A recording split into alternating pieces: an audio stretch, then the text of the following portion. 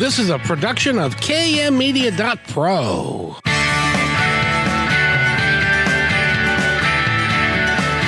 Welcome back to Positive Talk Radio.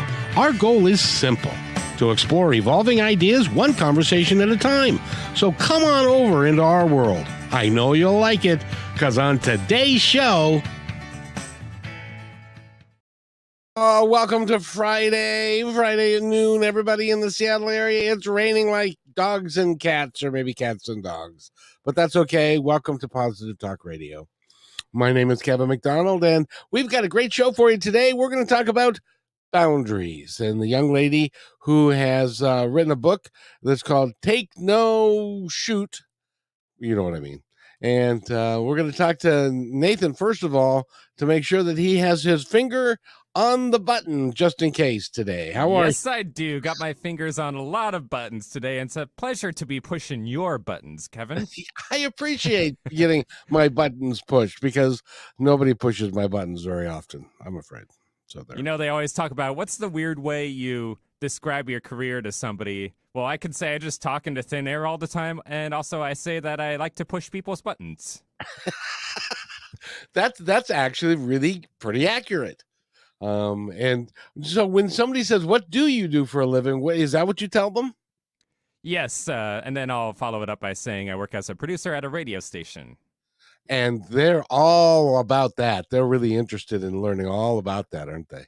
Yes, so it goes through thin air, but eventually it does make it into people's vehicles and gets heard. Or their phone or computer, however they're listening to the show, because we got multiple ways you can listen to Positive Talk Radio. Yeah, let's run through that real quick. You can listen to us, obviously, on KKNW 1150 AM. Mm-hmm. You can also watch us and listen to us on YouTube, Facebook, and Twitter. And we also stream live from the station. And then KKNW's also got a YouTube feed that you can go to that one to listen to us or watch us as well. And most of it is audio, video, except for, of course, the radio. We can't do that.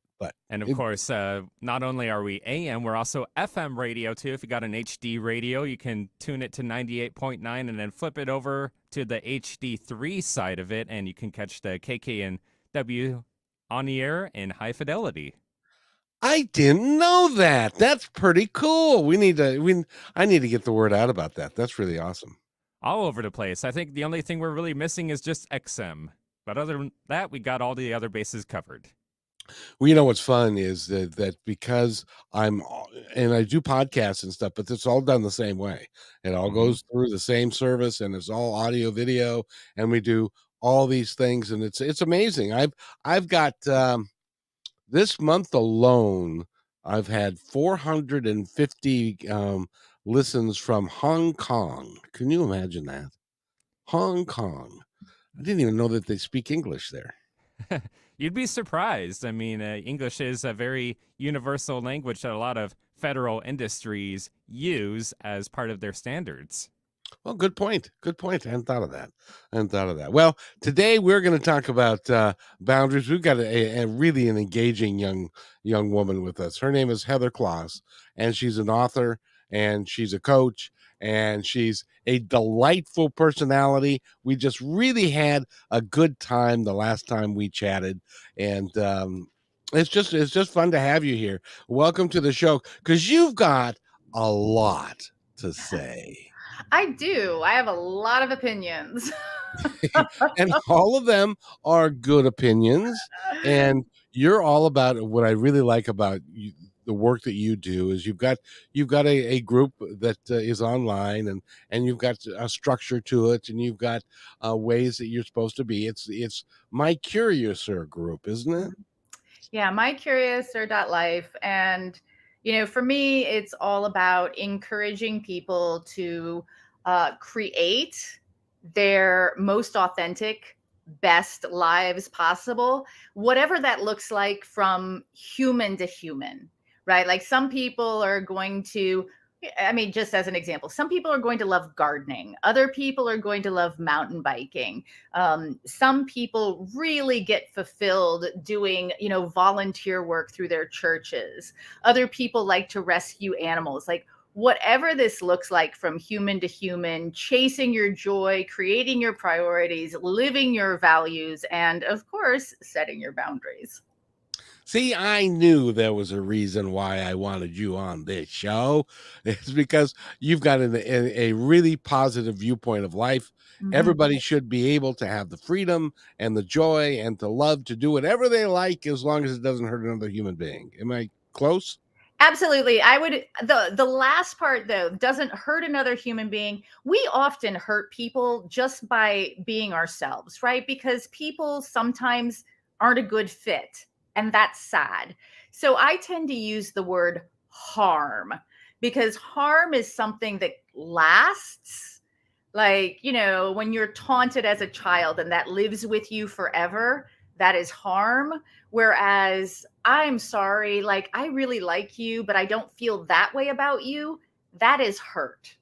So I Mm. tend to look at like we can't avoid hurting others. We can try not to, but we can do our dangdest to not harm others. And that's my real focus. I get it. So when I was in high school and I went to a dance and I was standing at one end of the gymnasium and this real pretty girl was standing at the other end and I went up to her and to ask her to dance and she said, "No, that would be hurting me." But if Mhm. she said no and then slapped me across the face, that would be harming me. That would absolutely be harming you. Or if she said no and then she said something like not nice, Or not like, hell kind, no. not compassionate, Yeah. that would be harm.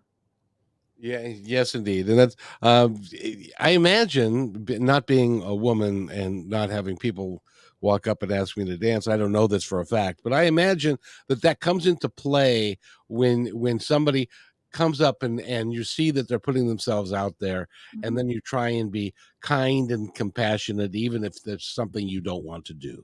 I generally like try to always be kind and compassionate to everyone because I don't know their story. Right? Like, I don't know what brings them to whatever engagement we are having today. And that's also one of my values is to be as much of a positive force in anyone's life that I can also and still live my values, right? Like, so if they really want me to do something that really doesn't work for me, then I try to be as compassionate as possible in declining as well. Which is your right as a human being. Absolutely. Absolutely. I mean, yeah, I am a big fan of radical consent and individual rights to boundaries. And it's so important to me. Like, I don't ever want to find out that somebody did something with me that they don't want to do. Like that would be hurtful to me because I want people in my life to be doing the things they want to do with me. Of course. Yeah, that makes perfect sense. Now, by the way, we're talking with Heather Claus. She's an author, she's a coach, and she's a marvelous human being. But I wanted to let's go back into the mists of time. Uh-oh. How did you get to be the way you are, writing the book that you did, taking the stances that you have? Where did all this come from?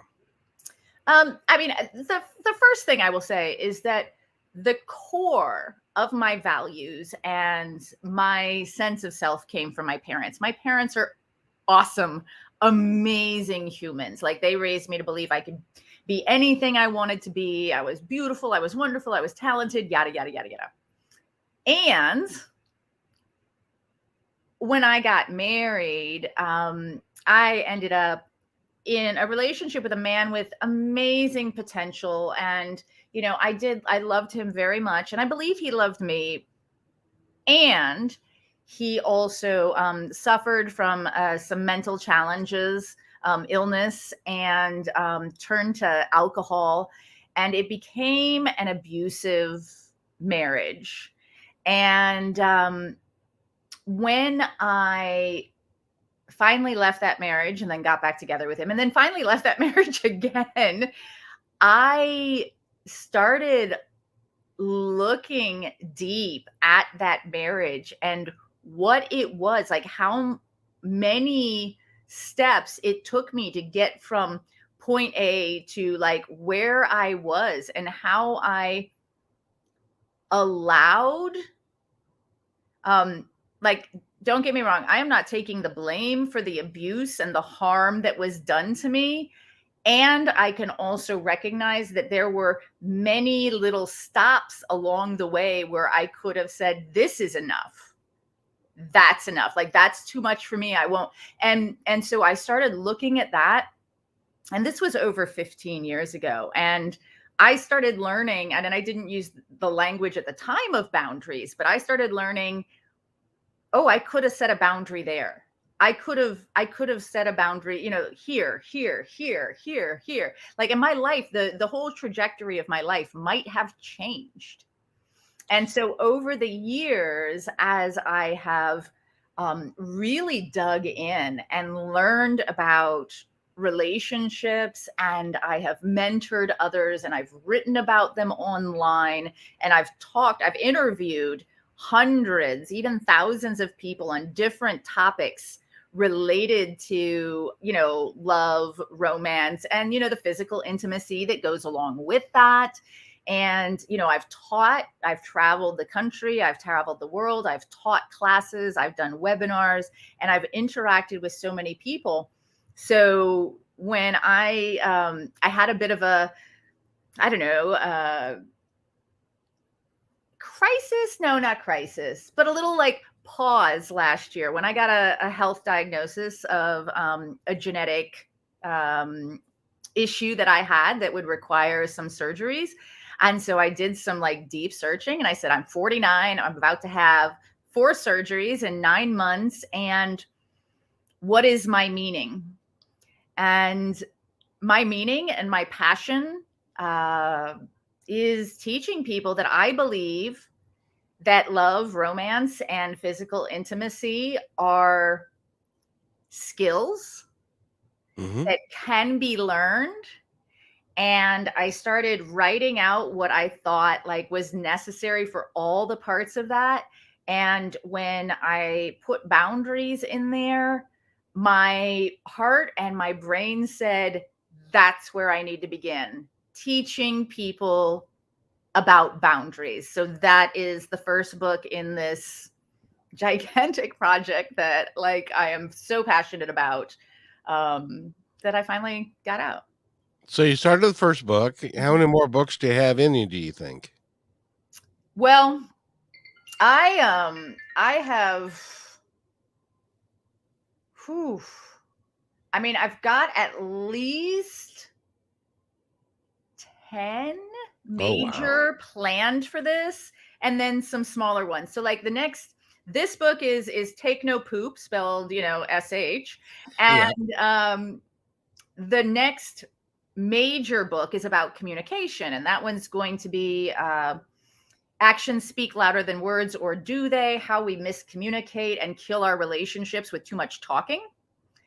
And but in between, there's a chapter from the original Take No Poop that was about lies and lying that I pulled out because it was getting really long. And part of it is still in there, obviously, because you need to know a little bit about that. But it's becoming its own kind of smaller book called When, Not If They Lie, Lies and Lying in Relationships, and How to Still Live a Life Full of Love and Trust. So that one's going to be, kind of like a smaller sort of like guide. So at least 10 larger, more serious type books, and some smaller ones, and workshops. And of course I've still got my coaching, and I work with couples and individuals there, singles, partnered, whatever. Anyone who really wants to like live their best life full of, love and romance and intimacy, and what they really need to get that authenticity in place for themselves. You just said something that I would like to explore a little bit if I can. and that is you're going to write something about lying Yeah. and within a relationship and how to maintain that and how to kind of work it and yeah, how do you have a relationship with for me lying is a big deal. Oh, if you yeah. if you lie to me, then I don't have any reason to assume that that was a one-off and it's never going to happen again. I will assume naturally that there's a reason why you did, and if you're going to do that, you're going to do it again. So therefore I cannot trust you anymore. How do you interpret that? So, yes. And Yes, and I like that. humans lie. Like it is, No. there is no human in the world that is 100% truthful all the time. Well, that's true. So think about it this way. You're in a relationship. What kind of lies are your non-negotiables? Right? Is it, oh, I didn't see my text? Like a butler lie? Right? Like I didn't see that text. That's one of those commonly accepted polite lies that we offer to people so it's not that big a deal, right? Or what about that? No, no, no, no, no, I'm fine. Okay, when I say I'm fine, I might not be fine, but I'm not ready to talk about it with you, or I haven't figured out exactly how I'm. These are lies, whether or not they're positive lies or polite lies or little white lies or butler lies or whatever it is, we lie. Or what about, when you're getting to know somebody and you ask them something and they sort of like, put it off. And later you find out they just weren't ready to talk about it yet, but they didn't know how to say, hey, Kevin, I don't really know you that well yet, and that's none of your business. So we lie, and we lie in relationships. The key is, does that lie actually harm? And what are we able and willing to put up with? And how do we also, here's a big one. And have you ever been in a relationship where somebody asked you a question, you gave them an honest answer, and they got upset with you? Oh, sure. And so then the next time they asked you a question like that, your brain was like, danger, Will Robinson, danger. I don't know I should answer that. Yeah. So maybe you didn't answer it fully, or you sort of slid around the question. You weren't ready to have that kind of conversation right now, right? So how do we create in our relationships a space that encourages openness, honesty, and authenticity? And how do we create in ourselves the openness, honesty, and authenticity to state exactly how we feel as compassionately and kindly as possible, regardless of what we think the consequences might be? And there is the challenge, right? There's both sides of that. Oh yeah. Well, just thinking of when you were saying if somebody says like, "How are you?" Now that is just a common phrase that Yeah. everybody says. "How are you? Nice to see you. What's going on?" and stuff like that. Mhm. But oftentimes you don't have any meaning behind that statement. You don't want to necessarily know how they really are. So if you say, "How are you?" and they throw up all over you, then you're probably like, I wasn't expecting that. I just wanted to say I'm fine. Thank you very much. Right. Right. I get it. Exactly.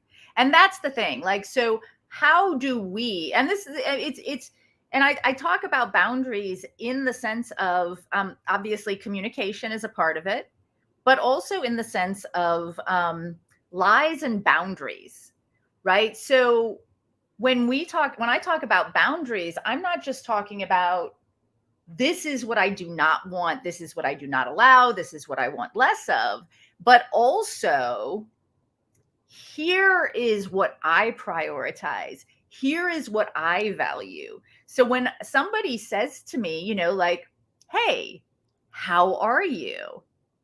I can say, my day is going well, and mean that. I can also say, I've been having a crazy time with, XYZ. Do you have a few minutes to talk about it? Like if it's a friend of mine, right? Like, and I give them the opportunity to opt in to something more than that surface conversation. Or, you know what, I've had better days and, I'd love to sit down with you for 15 or 20 minutes at some point and talk about it. Right. Like, and just offer that, but not also, as you said, not vomit or trauma dump is another, language for it. Not trauma dump just because they asked a polite question. That makes perfect sense because you're right. In our interactions with each other every day, we all say things that we don't mean. We all and it's not a malicious thing. No. But where I draw the line is when I can tell that somebody is doing something that is intentionally trying to either hurt somebody else or they're trying to get out of something that has already hurt somebody else or something along those lines where it's like rather than them saying, well, I am truly sorry. I didn't mean to do that. They say, I don't know what you're talking about. I didn't do this. I didn't do that. Well, you did. You know what I mean? Yeah. And also, also understand that some people, like when I came out of my abusive marriage, I have to admit I had learned to lie. I Sure had you learned did. to lie to avoid, that thing I knew was coming or to try to put it off. Or sometimes I even had learned to lie so I could make it happen now instead of later when I knew something else had to be going on and us arguing would be in the way of that. Like seriously. And so, coming out of a relationship like that, interacting with people who have had trauma in their past life, and I don't mean like their past life, but I mean like in their past relationships, Earlier life, earlier earlier part of life. this Yeah, life. sure. And, so sometimes, as you're getting to know somebody, you find these little things that don't add up. Do they matter? Is one question. And then the second question would be, how do we still encourage authenticity? Like, say, you are safe to have the truth with me. Mm-hmm. That's really cool. I gotta. I gotta. So, in your marriage, you would actually pick a fight at the opportune time by lying, so that you knew that if we got this done now, we don't have to do it later because we've got plans later, and so we might as well get through the whole thing until we get done Yeah. with that, and then we can have a Yeah. good time. Like, because I think anyone out there who has been in an abusive situation Sure. learns the signs and the triggers and knows what can set it off and how to avoid a lot of it, but you can't avoid it forever. So the question is it better to get it over with now when it'll be a smaller blow up, or wait until it might come as a surprise? And you also know that generally they're not going to like blow up, like every single day. So you can sort of say, ooh, something's brewing. And, we've got something coming up and I need that to be as chill as possible. it is it is amazing how the human mind works. And I was able to justify all of that as I was going through it as like, this is normal. Like, seriously, like that. And I don't know how I got there. Like, I do know how I got there, but looking back, it's amazing the changes in who I was to get to that point. I can imagine. Well, it's one day at a time, isn't it? It is boiling a frog, as they say. Put it in cold water and then take the heat up just a little bit at a time. That's exactly what it is. And also add in there, he said he loved me, and I believe he did. I don't actually think any of this was malicious. He was ill, right? Like he was not in a good place. And he said he loved me, and of course I assumed that somebody who loved me would never hurt me. I'd never been hurt by somebody I love. So why this is all just going so wrong. If I can just help him see. Right. So I didn't know what I didn't know. My naivete got me locked into something that was very, very difficult for me to get out of. Well, but something that is very, very common. And Sure. it's hugely common. And that's why I'm glad we're talking about it, because there is somebody who's listening in the audience that is going, that is me. Mm-hmm. Yeah. I'm having that issue now. There is joy and happiness and love and adventure and all sorts of things on the other side. Now, that's not the other side of this life. It's during this life on the other side. During this life on the other side of your relationship. Absolutely. Other side of the trauma. Yeah, no, that's a critical point. And thank you. Because eventually we are going to get to the other side, but that's a whole nother conversation. That is, and not one I'm qualified to discuss. By the way, we're talking with Heather Kloss, and we're going to take a break real quick, but I just want everybody to know that on her website, which is mycuriouser.life, you can go there and actually it's my.curiouser.life. And if you go there, she's got all kinds of things. You can join the group that she works with and stuff like that. But one of the things that she does say is that her current partner is the most amazing man. So I want to ask her, when we get back from this break, she's now got an amazing man. Her nickname, by the way, is Nookie. And she's got an amazing man, and so that means she broke the pattern. She broke the pattern of dating the same guy in a different suit and then going through that again and again until eventually you figure it out. When we come back, I want to ask her how she made that happen for herself, because it is very important to everybody that's listening to be able to make those changes and to get it done so that you can be free. Big word there, free. You're listening to Positive Talk Radio, and we will be right back after these messages. Do you need to boost your sales? Join our partnership program. Each quarter, we promote 10 partner businesses. What will you get? The company will produce one 30-second video for your business. Your website links on positivetalkradio.net and kmmedia.pro. One dedicated podcast or radio show per month. One video Instagram reel. One YouTube short. One 60-second clip for social media taken from your interview, and at least one commercial airplay per show. All podcast and video commercials are within the fabric of the show and will remain in the show forever. Visit kmmedia.pro to book a consultation today.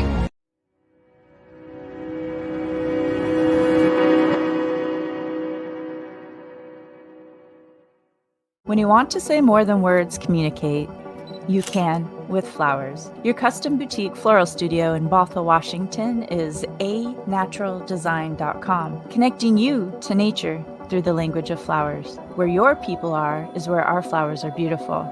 Your success is our goal. For being our appreciated listener, you can use promo code PTR20 at checkout to receive 20% off your order. anaturaldesign.com at your fingertips today.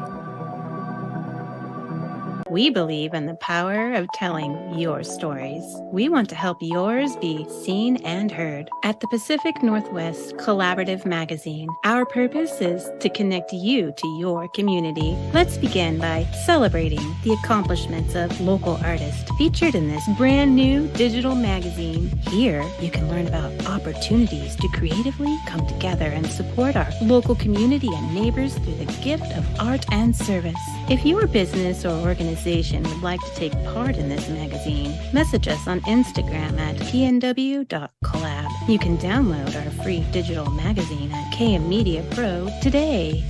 Thank you to our dedicated fans. We are updating our live on-air schedule to make it super easy for you to hang out with us 5 days a week, Monday through Friday at 3 p.m. Pacific Standard Time. We broadcast on YouTube, Facebook, and live on Fridays with Kixie 880 a.m. Seattle Live. You can find our library to binge all the podcast platforms. We can't wait to see you at 3 p.m. Monday through Friday, starting September 4th, Labor Day 2023. And welcome back to Positive Talk Radio. We've got a heck of a show for you today, and Heather Kloss is with us, and she is an amazing young woman, and she's had an experience of life that a lot of people would, I think it's fair to say a lot of people would not have had the type of experiences in life that you have, and you come out the other side with you've written a book about boundaries, but you've got 10 books in you of different things that you're doing. I think it's wonderful. The person that you are, you have a lot of energy to you and radiance. I think you're just fabulous, and I don't say that. Well, maybe I do, but only because of the people that I have on the show. Because we do a 15-minute interview prior to, and if you're not somebody that I really feel will add something to the discussion or to the audience, then we'll figure out some other way to get your message out. But to put you on the radio is important because you can help people, and I want you to give them the benefit of your advice right now. How do you have a 15-year abusive relationship where you're there, then you leave, then you come back, and then you have to leave again, and then that's for the last time, and then you want to have another relationship, and you are able to not date the same guy in a different suit, which is what so many of us do, because we're stuck in that pattern. How did you break the pattern and learn? And because now you've got, as you put on your website, a wonderful man who takes great care of you, and you're definitely well in love with. I can tell by the smile on your face. He's the most amazing human I've ever known in my life. Like he's wonderful. So for me, and this is one of the things that I recommend to my clients, there's these little exercises, and it's essentially 3 steps, and these steps can take a while. So the first thing is on a piece of paper, write down the things in your current or past relationships that drained you, the things that hurt you, the things that, took something from you emotionally, energetically, whatever. Write those down. So that could be something as simple as he didn't put his dishes in the dishwasher, or she was always really negative about me to her friends, or, they hogged all the covers, or whatever it is, right? Like all the things that just really take away from your joy in a relationship. So write a list like that. And then the second step is to write a list of the things that fill you up in your relationships. Like even looking back to past relationships that maybe they were dumpster fires and they've ended and they did not end well, but you can still look at certain things and say, you know what? We were crap at that, but this thing we got right. right? Those things that you can still, kind of feel the warm fuzzies about, like, that filled me up. That's what kept me trying for maybe longer than I should have, or, kept me hoping. These are the things that really like filled me up, because that'll tell you more about who you are in a relationship and what you need, right? And then the third part is looking forward. What do you really want from a relationship? What do you want from a partner? And some of that's going to be informed by those other two lists. And some of it's going to be things like, maybe religious beliefs. Like, I want a partner who either believes the same thing that I do or accepts my beliefs. I want a partner who makes me laugh. I want a partner who enjoys travel and adventure.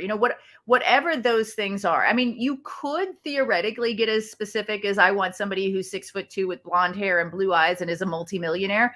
I don't recommend that.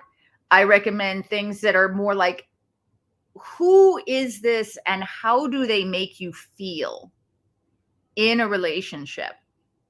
And that right there, just going through that process and writing it down and reading it to yourself. Even better if you read it out loud, because of the way our brains work. Thinking is one thing, writing is another thing, reading it is a third thing, and speaking it out loud and then hearing it is another thing. And this teaches our brains what we really want. And this is the sort of thing that I say, take a couple weeks to do it. Take a month to do it. Take a while. Make sure that you're like, oh, hey, I just thought of something, and you make a note in your phone or whatever it is. Because that makes a huge difference. When I got out of my abusive marriage, I spent nearly a year, like almost entirely alone, just thinking through things, working on myself. I was like, I am not going to do this again. Like, I got to figure out what allowed this to happen that's inside of me so that I don't do it again. And then as I had those lists, which honestly at the time were incomplete, because I didn't know what I didn't know. And I could say, oh, I don't want anybody like that. But it was harder for me to say, but I want these positive qualities, because I couldn't even imagine some of them. But it helped me move forward. And then when I started dating, I started engaging with people and adding things to my list on both sides of what I wanted and didn't want. And eventually I got to this partner, and I was like, oh, holy fudge sickles. I really like this guy, and I don't want to screw this up. So I said to him, I'm like, hey, this is really important. I want us to be open. I want us to be honest. I want us to, do this right. Because to me, as much as I like you, as much as I'm drawn to you, it's not worth it to me if we don't get this really, really right. And luckily, even though I think he was a little like thinking I might be a little crazy at the time, luckily he felt the same way. He was like, well, I mean, I haven't done great so far. So, how bad could this be? I'll ride this ride with this crazy girl until like I can't handle it anymore. And we just kept handling it. I think we're all kind of that way, because we run into two people, unless you're really pursuing it in a dating site or something, we end up running into somebody that we say, that would be a nice person, or this would be a nice person, and if they fit some on the list. But a lot of us end up settling. Yeah. And settling is something that we do. Like, the challenge with settling is that when we take somebody who's close, but no cigar, as they say, and try very hard to make it work, we end up in that pattern in a relationship of control or be controlled. I need you to be this, and you're not. So I'm like, well, why can't you do more? Why can't you be this? Or why can't you do that? Or whatever. And that's harmful to both of you, right? Trying to make somebody into something that they are not and not accepting them for exactly who they are. And then oftentimes the pattern in that is that you are also then trying to match what they want instead of being who you are, because you're trying to make something work that isn't a good fit. And it never will be. It's just one of those, but why, help me here.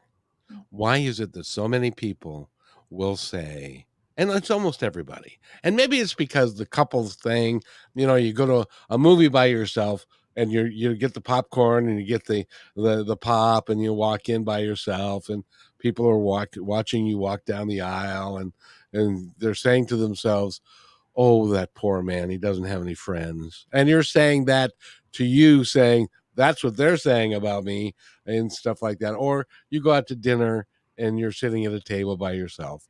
Oh, that poor man, he doesn't have any. And so is that why we always want to couple up? Is it the sex thing? Is it what is it that makes us want to, even if we know, and some of us know inherently, when we get into a relationship, it's not going to end well and we do it anyway? So you just asked a couple of questions there. I did. Sorry. So, I got going. First and foremost, I feel like a lot of people, like you just talked about, going to the movie by yourself and going to dinner by yourself and so on and so forth.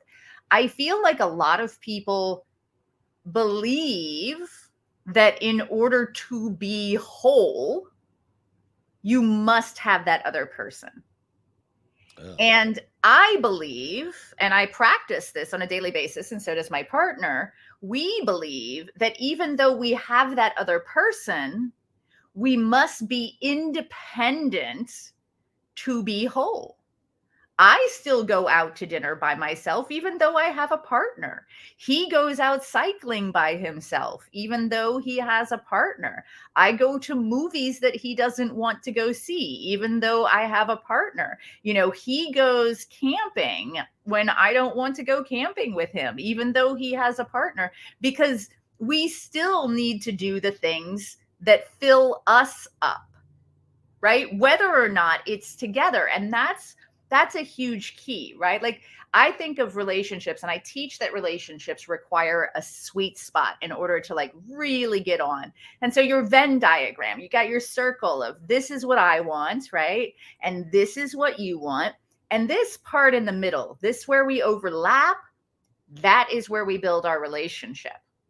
But there's stuff that we don't overlap on. You don't want to go thrifting with me. That's fine. I do that by myself, or I do it with my friends, right? I have zero desire to go mountain biking with you, right? So you do that with your friends and you go out and whatever, like these are things that I think it is just as important to cultivate individuality and boundaries within a relationship. And when you're not in a relationship and you're doing that stuff by yourself, it's fine because you're doing it by yourself anyway when you want to. This is a choice. I could get a friend to go with me, or I could be like, this is my night. I'm going to go see the movie I want to see, and I'm going to eat a whole tub of popcorn all by myself if I want to. Exactly. And if people are looking at me, you know what? I feel bad for them because they're the ones that are actually concerned about being alone. They're not concerned about me being alone. They're concerned about themselves being alone and projecting that onto me. So there's that. That's huge, right? Like just understanding that we don't need to have somebody with us, whether a partner or a friend or family or whatever, at all times in order to be a complete successful human being. I have to tell you a real quick story if I can. Yeah, of course. When I was a bus driver, and bus drivers make pretty good money. If you work overtime, work a lot of overtime, you can make you really pretty good money, and 6-figure plus. And there was a friend of mine that was driving a bus, and he averaged 65 hours a week. So he was working 6 days a week plus another couple of shifts on one of those days. So he was working a 12-hour, 14-hour day. Mhm. And then I asked him, why are you doing that? And he said, well, my wife is used to a certain standard of living.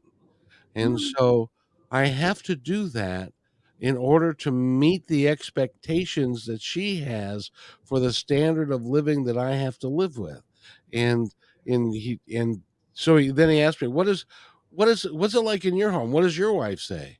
And I said, well, I'm not married. You're not living with anybody? No, I live by myself. You mean you get to do whatever you want to, whenever you want to? Yeah. I said, yeah, if I want to go someplace, I go someplace. If I want to stay home, I stay home. And he said, oh, that would be so nice. Right. Because their relationship was dysfunctional Yeah. because it wasn't a equal partnership. And that's a huge thing. We get into these traps again of trying to make something work because we've invested in it, and we hate to lose that investment, and more, we hate to lose the dream of the potential and of the forever and whatever it is, right? Like there's so much that we wrap up into these stories we tell ourselves about life and what it means. And to me, I look at a successful relationship, to me, are two people who get far more out of the relationship than they put in. Like, I know if I put in a kind word, he is flying high all day. Right? Like, so that is, he gets far more out of it than it took me to write a little note and stick it in his lunchbox, or, to buy the chocolate bar that he loves, or whatever it is. That is a successful relationship. But when you're at the point of, oh, I have to do this, or I have to do that, that's the point where I'd be like, okay, so maybe we need to revisit what we're in this relationship for, because is this relationship serving us as individuals, or have we become servants to making this work? That is so brilliant, by the way, because we all do that. We all do that. My former wife, on a Sunday. Now, I was a general manager of a restaurant, so I worked every weekend. I worked late into the night on Saturday and Fridays, and Sunday was Seahawk Sunday. That really was my naughty pleasure for the week, was to sit down and to watch a Seahawk game. Yeah, sure. However, it was also her Sunday, and she liked to work in the yard. And she wanted me to work in the yard with her because we would get more done. And so it became of like I was now watching the game by myself, because she'd assigned projects to the kids and stuff. So it was like it became a real argumentative piece, because all I wanted, I was working 60 hours a week. All I wanted was to watch the game. Then I'll do something. She couldn't see it. And I think a lot of us do that. Yeah, I think it's, for me, it's a collaborative effort. So if something is critically important to you and something is critically important to me, then we sit down and we say, how can we both get the most out of this life that we've built together as individuals and as a couple, right? And I don't mean like, can we collaborate? Can each of us give something up in order to make this work? but how can I get what I need and you get what you need, understanding that if we don't create a life that is the best possible life for both of us, we won't have that relationship. And then we'll be doing whatever the frick we want anytime we want to, but without that person in our lives. So that to me, that really lays it out. First, is this person a far more positive experience? Do they bring value to our lives in a way that nobody else does? And if that is the case, then how do we work together? How do we collaborate to build the best life possible for both of us? How do we both, like, how do I serve you? How do you get what you want out of life? And how do I support you in that? And then I look for the same thing from you. And if we're not joyously doing that, that's not a relationship that I want. I don't want you reluctantly doing things for me. I don't want you to be bitter or regretful or resentful. I don't want any of that. You know, that's not, to me, that's not what belongs in a relationship. Passion and love and desire and need and, you know, support and validation and belonging and acceptance. That's what belongs in a relationship as far as I'm concerned. The rest of that can go hang with the rest of the world. Because if your relationship is not filling you up to overflowing, the rest of life drains you. How are you going to survive if your relationship is draining you as well? Well, you're not, and that's a sad thing. Is that a lot of people, it just doesn't work, and but you know the thing is, Heather, most of us, when we're sitting here having that conversation with ourselves and the other one, we're too close to it. It's too difficult for us to step back and to say, you know, well, what about, because it's the what abouts that are going to get us. What we need to do, and this is where you come in, is we need to hire a third party who can come in, who has a clear understanding of what we're doing and why we're doing what we're doing, which we may not even understand what we're doing and why we're doing it. We're just doing it because that's our parents did it, or that's what we think, or we're not paying attention to all of these things. And so you need someone like you to come in and to say, all right, everybody, make your list, do the thing, and to help people out, because there are a lot of good relationships that I'm pretty sure have gone by the wayside because they did not know how to address each other or to help each other or to take care of each other's needs. And that is a crime. And so, do you find that to be true? I think a lot of the time we are busy living our traumas instead of living our lives. Like, we go into the next relationship carrying our baggage from the last relationship.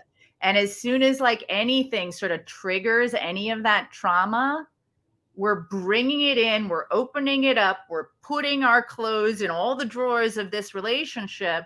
And even if that wasn't the same person in a different suit, we're dressing them in that suit and treating them that way because we're so tightly wound and afraid of what might happen. So one of the things that I like to teach is that this relationship is different. This human is different. You have to take this human as their own individual and set your own boundaries so that you can co-create the life you want. It is a magical thing that when you are in a relationship that works for you and works for the other, and you're all and you're all overflowing, it's a magical thing. It doesn't happen very often in my experience. Maybe that's because I'm not a coach who can a relationship coach who can work with a lot of people that then have that success. We only have 1 minute left, my friend. And first of all, I love you, and I want you to come back and see us again because your information is so vitally important. Will you do that? Absolutely. Awesome. And the second thing is, I want to take, you've got about a minute, and I Mhm. want you to tell our audience anything that you would like them to know. It's not your fault. It is not your fault if you have craptaculous boundaries.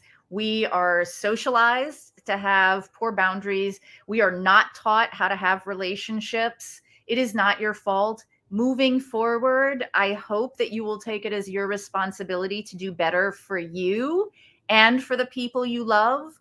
And if you need help, I've got a book, Take No Poop, spelled with SH. I've got a workshop. I've got an app that is free. And of course, I do coaching, and I would love to help you find your way. Did you really say craptaculous? I did. Is Yeah. that even a word? I mean, you knew what I was talking about, so sure. It was very self-explanatory. I Heather make up a Kloss, lot of words. Heather Kloss has been our guest. Go to my.curiouser.life. Find out all about her, and she's just delightful, and she's pretty smart too. So, by the way, we're going to be back at 3 o'clock. We've got a great author for you, and we're going to be on Kixie. So come back at 3 o'clock on 8:80 a.m. on Kixie, and we'll be right there. And by the way, be kind to one another because each other's all we've got. We'll see you at 3 o'clock on Kixie.